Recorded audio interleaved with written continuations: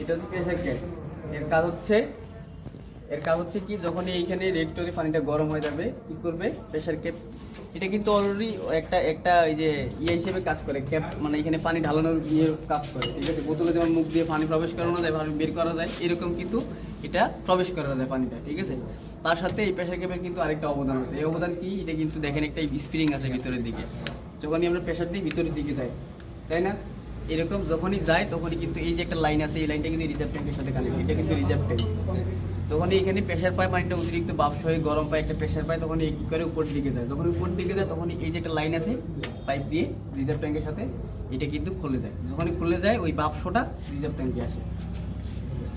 যখন এই রেডিয়েটর থেকে পানিটা গরম হয়, বাষ্প হয়, বাষ্পটা এখানে আসে, এখানে আসার পর পানিতে পরিণত হয়।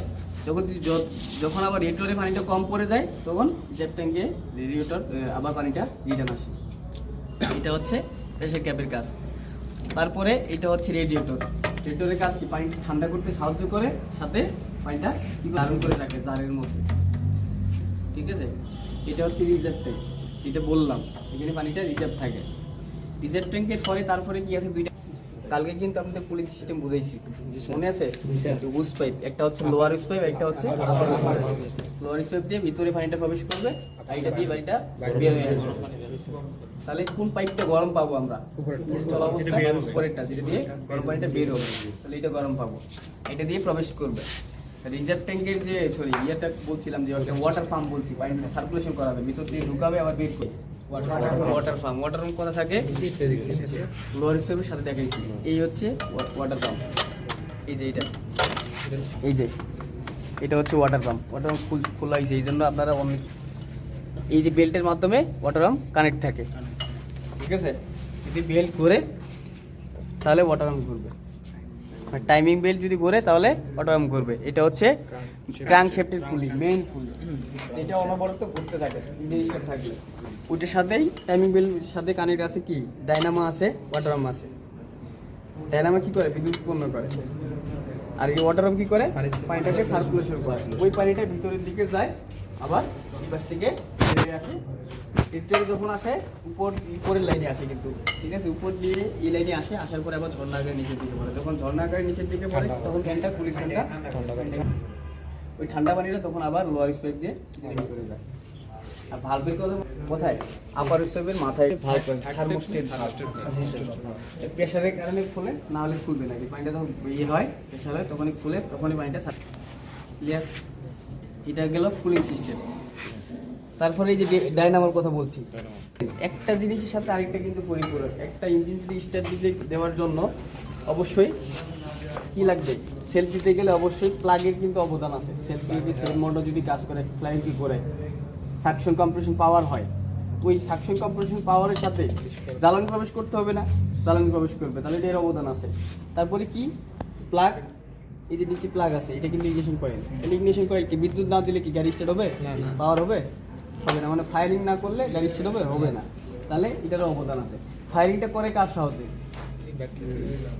বিদ্যুৎ দেয়, বিদ্যুতের কার সাহায্যে, কোথা থেকে আসে, ব্যাটারি থেকে। যদি ব্যাটারি থাকে, ব্যাটারিটা খোলা আছে এখানে, ব্যাটারি যদি বিদ্যুৎ থাকে, মাত্র 12 ভোল্টের ব্যাটারি, ব্যাটারিটা সেজে চার্জ যায় না, ব্যাটারিটা ডায়নামোকে বিদ্যুৎ তৈরি করতে কি করে, ইঞ্জিন টাইমিং বেলের মাধ্যমে ডায়নামো কানেক্ট, ডায়নামো বিদ্যুৎ উৎপন্ন করে ব্যাটারিতে, ব্যাটারিটার দিকে যেখানে যেখানে লাগে, ইন্ডিকেটর, লাইট, হেডলাইট যেটাই থাকে, ঠিক আছে, সেখানে সব জায়গায় বিদ্যুৎ ছড়াই দেয়। তাহলে একটার সাথে আরেকটা পরিপূরক না। এখানে কিন্তু আবার যখন এখানে বিদ্যুৎ আছে, এই বিদ্যুৎটা কিন্তু আবার ইঞ্জিনটা চলার জন্য ফায়ারিং করে, ইঞ্জিন চলার জন্য ফায়ারিং করে, ফায়ার করার বিদ্যুৎ উৎপন্ন হয়, শক্তি উৎপন্ন হয়, নিচের দিকে শক্তি উৎপন্ন হয়, ক্র্যাঙ্কশেফট ঘুরে, ওই ক্র্যাঙ্কশেফটের মাধ্যমে আবার টাইমিং বেলের মাধ্যমে কি করে, ডায়নামো ঘুরে, ডায়নামো কি করে, ব্যাটারিকে চার্জ দেয়, ব্যাটারি আবার এখানে বিদ্যুৎ দেয়। একটার সাথে একটা পরিপূরক আছে না, একটা যদি নষ্ট হয় তাহলে আরেকটা বিকল্প হবে না। ফালাই দেয় বা সিরে যদি নষ্ট হয়ে যায় তাহলে কি হবে, ওভারহিটিং হিসেবটা পরে, কুলিং সিস্টেমের হিসেবটা পরে, ইঞ্জিনটা বন্ধ হবে না, সাথে সাথে বন্ধ হবে না, কিছুক্ষণ পরে বন্ধ হবে, কারণ ডায়নামোটা ঘুরবে না, ব্যাটারিতে চার্জ শেষ হয়ে গেলে, ব্যাটারিতে চার্জ না দিলে প্লাগ কি করবে, কাজ করবে, তাহলে গাড়ি বন্ধ হবে না। তাহলে এটা কি, ignition coil, EFI system coil, injector সাথে প্লাস প্লাগ থাকে। কিন্তু প্লাগ কিন্তু মোটরসাইকেলে দেখছেন আপনারা দেখছেন না, প্লাগ এটা হচ্ছে স্পার্ক প্লাগ। আর ইএফআই সিস্টেমে কিন্তু ইনজেক্টরও থাকে। এই হচ্ছে ইনজেক্টর, এই যে এটা হচ্ছে ইনজেক্টর, ঠিক আছে। জ্বালানিটা কি করে স্প্রে করে। ডিজেল ইঞ্জিনে ইনজেক্টর থাকে, এখানে কিন্তু প্লাগ থাকে না।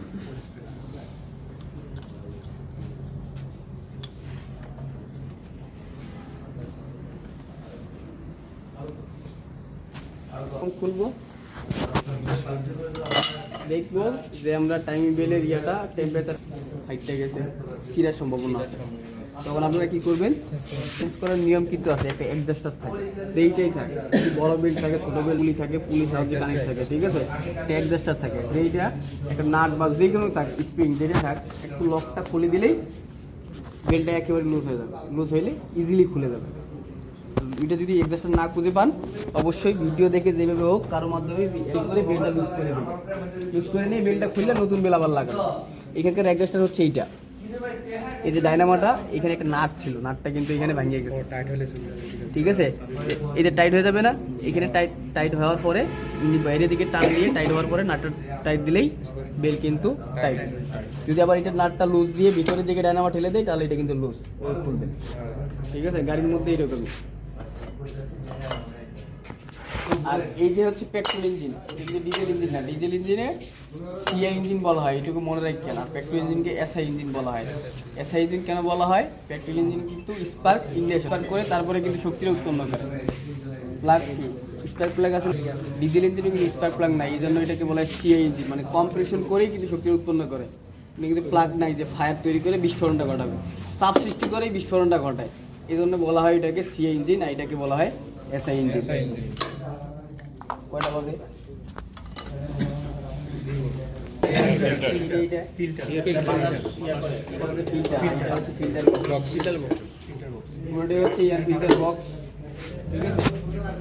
বা এয়ার ক্লিনার বক্স, ঠিক আছে, যেটাই বলেন। কিন্তু ভিতরে সাদাটা এটা হচ্ছে ফিল্টার, এয়ার ফিল্টার। ইঞ্জিনের ভিতরে নির্দিষ্ট পরিমাণ পর পর ইঞ্জিনে কিন্তু অয়েল চেঞ্জ করার লাগে। কত কিলোমিটার যাওয়ার পরে? 20,000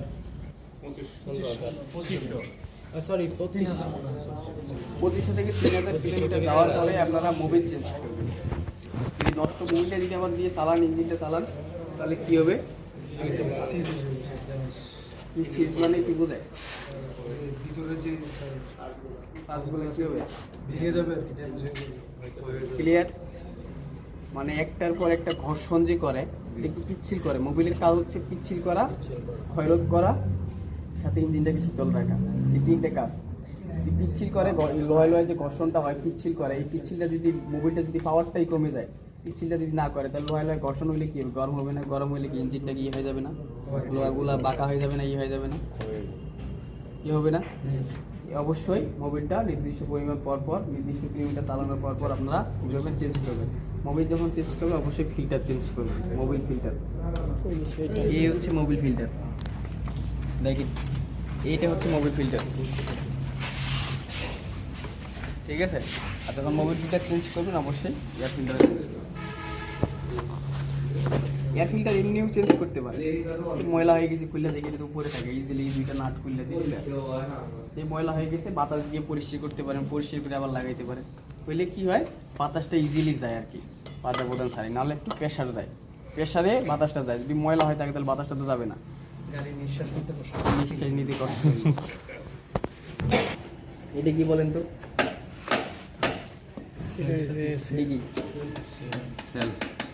হেল্প না, এটা হচ্ছে অ্যাক্সিলারেটরের। এটা এখানে কেন? এখানে এর কারণ হচ্ছে বাতাসটা যে পরিমাণে যাবে, ইনজেক্টর সেই পরিমাণে জ্বালানি স্প্রে করবে। যে পরিমাণে বাতাসটা যে ওই পরিমাণে করে, তার বিস্ফোরণটা আরও বেশি বড় হবে। বিস্ফোরণটা যদি আরও বেশি বড় হয়, ইঞ্জিনের শক্তিটা আরও বেশি বড় হবে, বেশি পাবে। ক্র্যাঙ্কশেফট আরও বেশি দ্রুত ঘুরবে, বেশি দ্রুত ঘুরলে ইঞ্জিনের শক্তিটা হবে, গাড়িতে শক্তি পায় না। ডিজেল ইঞ্জিনের ক্ষেত্রে লাইন কিন্তু আবার পাম্পের সাথে আছে, ফুয়েল পাম্প আছে, ফুয়েল পাম্পের সাথে। এটা বাতাসের সাথে আছে না, বাতাসটা বেরোতে প্রবেশ করে না, বাতাসের সাথে আছে। ওটা কিন্তু আবার পাম্পের সাথে আছে, যে পরিমাণ জ্বালানি যাবে ওই পরিমাণ বাতাস যাবে। ক্লিয়ার? প্রথমে কিন্তু ইঞ্জিন ছিল কিন্তু কার্বোরেটর ইঞ্জিন, কার্বোরেটর ইঞ্জিন ছিল প্রথমে, যে ইঞ্জিনগুলো ছিল আগে, যে ইঞ্জিনগুলো ছিল কার্বোরেটর ইঞ্জিন, এটা কিন্তু কার্বোরেটর নাই, ঠিক আছে। মানে কার্বোরেটর কী করবে, জ্বালানি বাতাসের মিশ্রণ তৈরি করে ইনটেক ভাবে পাঠাবে। আর এখানে কী করবে, জ্বালানি বাতাসের ইয়েটা মিশ্রণটা কার্বোরেটর নাই বলে ডিরেক্ট জ্বালানিটা প্রবেশ করছে। এটা কিন্তু তেল ট্যাঙ্কি রেডিমেড বানাইছে, তেলটা ডিরেক্ট আসে ফিল গাড়িতে আসবে, ফিল গাড়িতে ইঞ্জেক্টর আসবে। ইঞ্জেক্টর কী করবে, ইনটেক ভাল্বের সামনে বাতাসটা ওইখানে যাবে, বাতাসটা ওইখানে ইঞ্জেক্টর কী করবে, জ্বালানিটা স্প্রে করবে। ওই যে ইনটেক ভাল্বের ওইখানে কী করবে, একটু মিশ্রণ করবে, মিশ্রণ করার সাথে সাথে সিলিন্ডার প্রবেশ করবে। এটা হচ্ছে ইএফআই সিস্টেম। আর কার্বোরেটর ইঞ্জিনে কার্বোরেটরে বাতাস ও জ্বালানি মিশ্রণ তৈরি করবে, মিশ্রণ তৈরি করার পর ইনটেক ভালভ খুলবে, সাথে সাথে প্রবেশ করবে। মানে কার্বোরেটর আলাদা একটা ইয়া আছে, পার্টস আছে, ওই পার্টসে ওরা কী করবে, মিশ্রণ তৈরি করবে, জ্বালানি ও বাতাসের মিশ্রণ তৈরি করবে। আর এখানে কী করবে, ভালভের এখানে মাথায় ওই মিশ্রণ তৈরি করে সাথে সাথে প্রবেশ করবে। এটা হচ্ছে ইএফআই সিস্টেম। আর তারপরে কথা বলছি, কার্বোরেটর ইঞ্জিন আগে ইঞ্জিন, তারপরে আসছে ইএফআই ইঞ্জিন। যেহেতু ইএফআই সিস্টেম ইঞ্জিন আসছে, জ্বালানিটা কী করছে, জ্বালানি কিন্তু আমাদের কিন্তু 70% কিন্তু আমাদের কিন্তু অপচয় হয়। এই পরিমাণ জ্বালানি বা যে পরিমাণ আমরা জ্বালানি করি, সেই জ্বালানিটা যদি আমরা 100% ধরি, তাহলে আমাদের 70% নষ্ট হয়, 30% আমরা কাজে লাগে। 70% কেমনে নষ্ট হয়, প্লাগের এখানে যদি একটু মিস হয় 70% বাইরের দিকে যায়, সিলিন্ডারের এখানে যদি কোনো কিছু হয় এই সিলিন্ডারের এখানে মিস করে, মানে মোট কথায় চারদিকে সরাই মিলাই 70% অপচয় হয়, 30% কাজে লাগে। এই যে 30% কাজে লাগে, বাকি 70% হয়, এই 70%কে কাজে লাগার জন্যই কিন্তু মানে জ্বালানিটা যেন অপচয়টা খুব কম হয়, ঠিক আছে। ইএফআই সিস্টেমের পরে আরেকটা সিস্টেম আসছে, এটা হচ্ছে টার্বো সিস্টেম। এই হচ্ছে টার্বো, বাতাসটা এখানে বিস্ফোরণ করার জন্য কিন্তু কার্বন ডাইঅক্সাইড যদি থাকে তাহলে কি বিস্ফোরণ হবে, আগুন ধরে, আগুন এখানে কার্বন ডাইঅক্সাইড থাকে, এখানে আগুন ধরবে, কেন ধরবে না, অক্সিজেন ছাড়া। বলতে হচ্ছে এখান থেকে বিশুদ্ধ বাতাসটা আসবে, সাথে অক্সিজেনটা করে অক্সিজেনটা পাঠাবে, মিক্স করবে, অক্সিজেনটা পাঠাবে। টার্বো ব্যবহার করা যায়, টার্বো গাড়ি কিন্তু শক্তি বেশি থাকে। টার্বো ইঞ্জিন এমন কোনো নাম শুনেন নাই বিদেশি আজকে, তাহলে একটা কাজ করে, একটা এয়ার কুলারের মতো, এটা ফ্যানের মতো, এই এয়ার অক্সিজেনটা পাঠানোর জন্য, দ্রুত পাঠানোর জন্য এই টার্বো ব্যবহার। এটা দিয়ে ইনটেক হয় কিন্তু, ঠিক আছে। এইটা দিয়ে এটাকে একজস্ট মেনু বলে, এটা হচ্ছে এটি একজস্ট হয়, 4টা সিলিন্ডার আছে বলেই 4টা লাইন একসাথে হইয়া সাইলেন্সারে গেছে, 4টা একজস্ট লাইন, মানে 4টা সিলিন্ডার। আচ্ছা, একটা ইঞ্জিনে সিলিন্ডার কেমনে বুঝবেন যে কয়টা সিলিন্ডার, উপরে যে কয়েলগুলো আছে, কয়েল বুঝবেন। এটা হচ্ছে ই কয়েল, এটা কি ইঞ্জিন, পেট্রোল ইঞ্জিন, সাথে 4 সিলিন্ডার ইঞ্জিন, 4টা থেকে 4 সিলিন্ডার, 6টা থেকে 6 সিলিন্ডার, সাথে ইঞ্জেক্টর যদি থাকে, এফআই সিস্টেমে ইঞ্জেক্টর থাকে, তাহলে বুঝবেন, দুইটা মিলে ক্লিয়ার করে বুঝবেন, হ্যাঁ তাহলে এটা ইঞ্জিন, পেট্রোল ইঞ্জিনের 4 সিলিন্ডার ইঞ্জিন। যতটা থাকে ওই সিলিন্ডার ইঞ্জিন, 4টা আছে 4 সিলিন্ডার ইঞ্জিন, 4টা লাইন আছে, আবার সব কিছু মেশিং করে দেখবে। 4টা লাইন তো কিন্তু ডিজেল ইঞ্জিনও থাকে, ডিজেল ইঞ্জিন কিন্তু 6 সিলিন্ডারের হয়, 8 সিলিন্ডারের হয় না, বড় বড় ইঞ্জিন, মালবাহী গাড়ি ইঞ্জিনগুলো। ডিজেল ইঞ্জিন চেনার উপায় হচ্ছে উপরে ইঞ্জেক্টর থাকে, এখানে হেডে স্পার্ক প্লাগ আছে না, দেখাইছি না, পেট্রোল ইঞ্জিনে হেডে স্পার্ক প্লাগ থাকে, ডিজেল ইঞ্জিনে হেডে কি থাকবে, ইঞ্জেক্টর থাকবে। এই হচ্ছে ইঞ্জেক্টর, ইঞ্জিন সাথে 6টা থাকবে, 6 সিলিন্ডার ইঞ্জিন, ক্লিয়ার। এটা সিলিন্ডারে হেডে মাথায় থাকে, ঠিক আছে। এটা কি আছে, কোথায় আছে এগুলা, মাঝখানে, হ্যাঁ সিলিন্ডারের মাথায় আছে, কিন্তু এটা হচ্ছে স্পার্ক প্লাগ থাকে, সিলিন্ডারে হেডে থাকে, সিলিন্ডারে